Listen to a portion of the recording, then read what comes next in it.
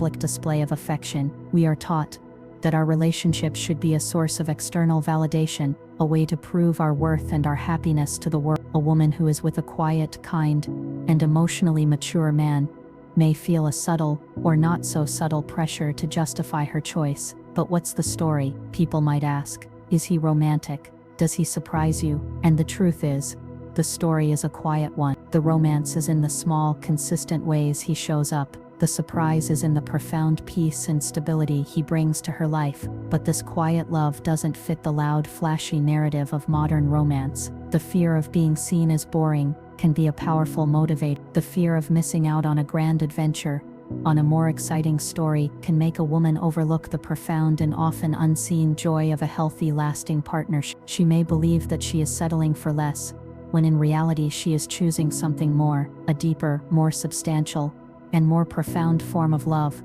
The pressure to have a certain kind of love story can often cause a woman to miss the one that is truly written for her. It is in the noise of 1,000 voices that we often lose the sound of our own hearts, whispering a truth that is far more beautiful than any public performance could ever be. A love that is not built for the audience is a love that is built to last. A love that is shared with a few is a love that is a profound and endless treasure. We must learn to turn down the volume of the world and listen to the quiet, powerful, and undeniable truth of our own heart. And so we arrive at the most crucial part of this journey, the reclaiming of our own narrative. The secret to finding and accepting true love is not about finding the right man, but about becoming the right woman. It is about a journey of profound self-love, self-worth, and self-accept. We have to do the inner work, to look at our past, and understand the wounds that are driving us to seek out chaos instead of peace. We have to learn to heal those old scars, not by trying to fix someone else,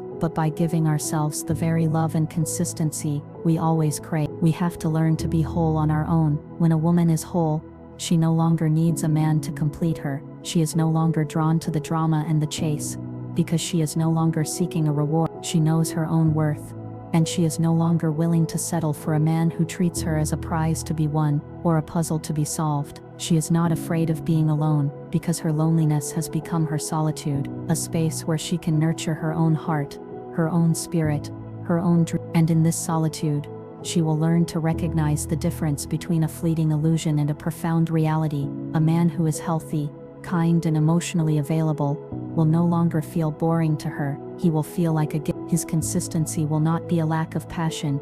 It will be a source of deep, abiding peace. She will finally understand that the greatest spark in any relationship is not the drama, but the effortless joy of two whole people coming together, not to complete each other, but to share a beautiful, quiet, and meaningful life. She will learn to love a love that feels like rest, not a constant, exhausting battle. This is the final truth. A woman's ability to recognize true love is a direct reflection of her ability to love herself. When she is full, she no longer seeks to fill her emptiness with a man. She seeks to share her fullness with a man who is equally full. The love she finds will not be a fairy tale.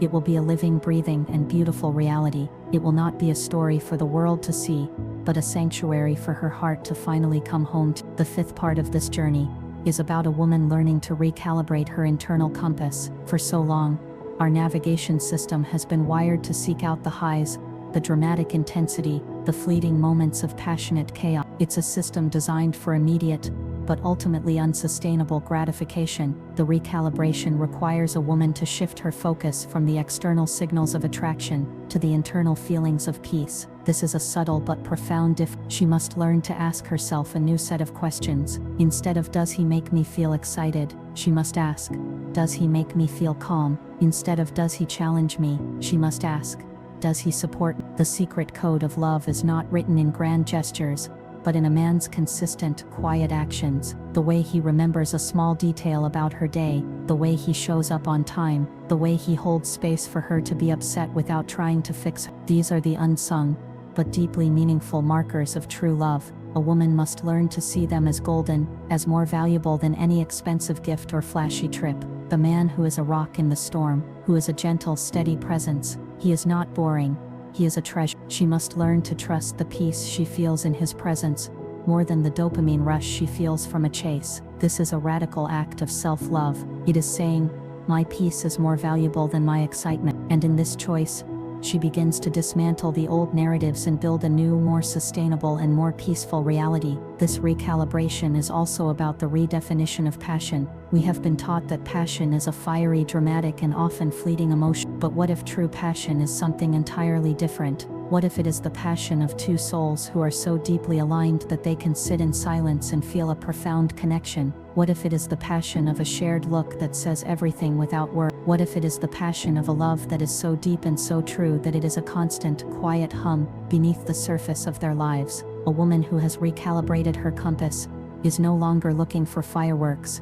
She is looking for a love that feels like home. And home is the most passionate and most profound feeling of all. It is the feeling of being seen, accepted, and loved exactly as you are. The sixth part of this journey is the cultivation of a new kind of inner strength, the courage to be vulnerable. We have been told that a woman's strength lies in her independence, her ability to do it all on her own, her unwavering self-reliance. And while this is a valuable part of a woman's identity, a woman who is afraid to be vulnerable is a woman who will never fully receive true love. A man who is emotionally available and mature is not drawn to a woman who has a fortress around her heart. He is drawn to a woman who is strong enough to let her guard down, to admit when she is scared, to say when she needs help. This vulnerability is not a weakness, it is a profound act of trust. It is a gift that she gives to a man, a silent message that says, I trust you with my heart. And in this act of giving, she invites him to be the gentle, caring partner she has always craved. This is the great paradox of love.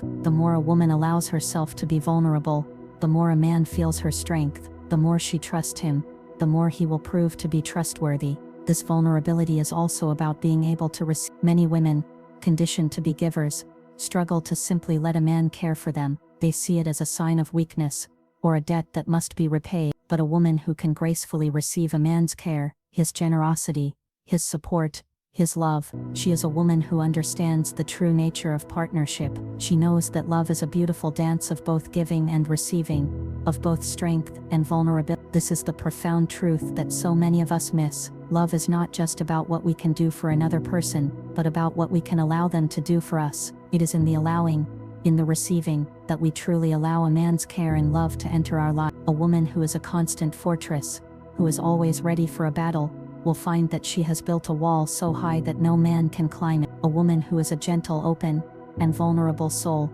will find that she has built a beautiful home, and that the right man will walk through the open door and find his way to her heart. The seventh part of this journey is about understanding the power of shared calm. We've been told that a relationship needs to be a constant source of adventure, of excitement, of grand experiences, but the most profound partnerships are not built on the adventures they go on, but on the quiet, daily moments of shared peace. This is the power of a love that feels like rest. It's the feeling of sitting on a couch with a man, in complete silence, and feeling a profound sense of comfort and connection. It's the feeling of knowing that you can be fully, authentically, and messily yourself, without having to perform or be. This shared calm is not a lack of passion, it is the ultimate expression of it. It is the deep, spiritual intimacy that is cultivated when two souls are so aligned that they can simply be. This is a love that is not a performance, but a profound and beautiful reality. It is a love that says, I love you not just for who you are but for who I am when I am with you.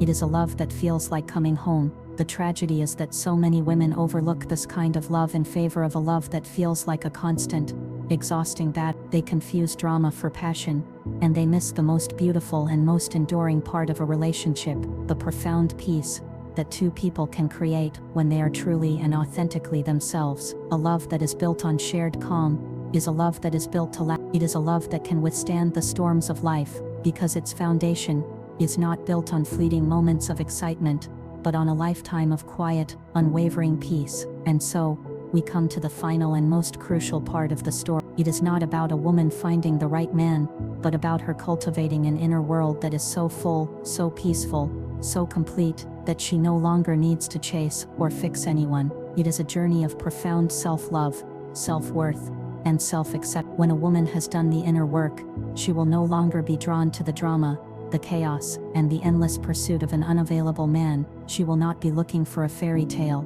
She will be looking for a home. She will not be looking for a puzzle to solve. She will be looking for a partner to share her life with. She will not be afraid of being alone, because her solitude has become her sanctuary. She will recognize a healthy, kind, and emotionally mature man, not as boring, but as a gift. His consistency will be a source of deep peace, his presence will be a source of deep connection, and his love will be a source of profound healing. She will finally understand that the greatest love is not the one that makes your heart race, but the one that makes your heart feel still. She will find a love that is a reflection of her own beautiful, unwavering and radiant soul, a love that is not just a dream, but a living, breathing and beautiful reality. The secret to finding and accepting true love is not a mystery to be solved. It is a journey of becoming the woman who is worthy of it, a woman who has the courage to choose peace over passion, and love over a fleeting illusion.